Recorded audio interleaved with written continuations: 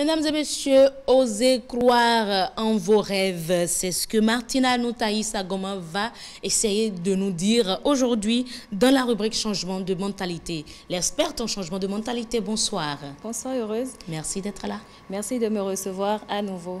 Alors aujourd'hui, nous allons parler de l'importance d'oser croire en ses rêves. Alors pour cela, nous allons montrer la nécessité de croire en ses rêves. Puis nous allons parler de la théorie d'Erikson, encore appelée la loi des 10 000 heures. Ok, on y va. Alors très souvent, il y a des personnes qui, au bout de 1 an, 2 ans, abandonnent leurs rêves, soit parce qu'ils ont été découragés, ou soit parce qu'ils ont rencontré de grandes difficultés en cours de chemin. Tout à fait. Heureuse. Oui. Imaginez donc, si les membres d'une famille abandonnent facilement leurs rêves pour leur famille, quel serait l'avenir ou quel serait le sort de cette famille? De même, si les citoyens d'un pays abandonnent facilement leurs rêves de développement pour leur pays ou pour notre pays, le Bénin, comment est-ce que le pays ira loin?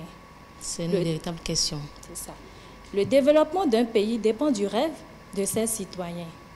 Selon la théorie d'Erikson, nous devons pratiquer les 10 000 heures. C'est-à-dire?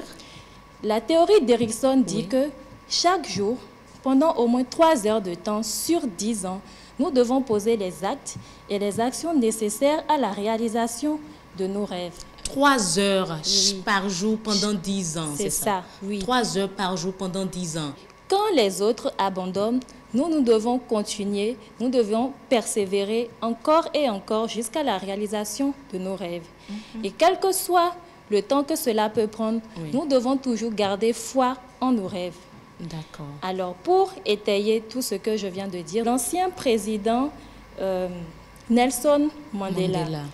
Nelson Mandela est un ancien président d'Afrique du Sud.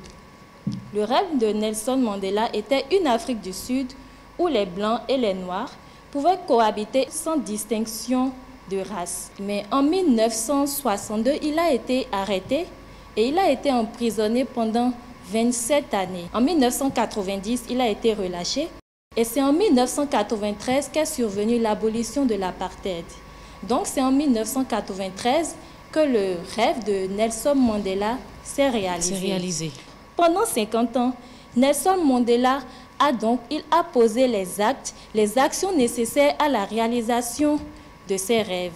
Malgré les difficultés qu'il a rencontrées, malgré le fait qu'il a été emprisonné pendant 27 ans, il a continué, il a persévéré jusqu'à la réalisation de son rêve et l'abolition de l'apartheid est survenue 50 ans après. Voilà. D'accord. Alors, des conseils pour des citoyens de type nouveau?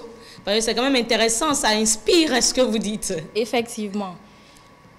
Ce que nous pouvons dire aux nouveaux types de citoyens, c'est qu'ils doivent croire en leurs rêves et persévérer. Alors, chers nouveaux types de citoyens, quelle mentalité avez-vous?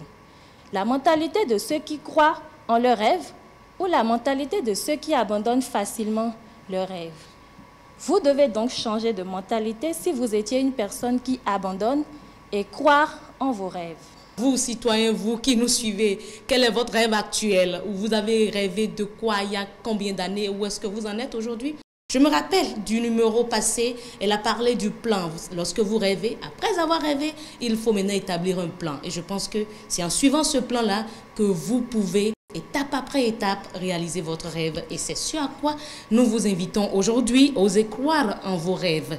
Merci beaucoup Martina Noutaïs Agoma. C'est donc tout pour votre émission, le nouveau type de citoyen de ce jour. Nous vous invitons à nous rejoindre sur les réseaux sociaux.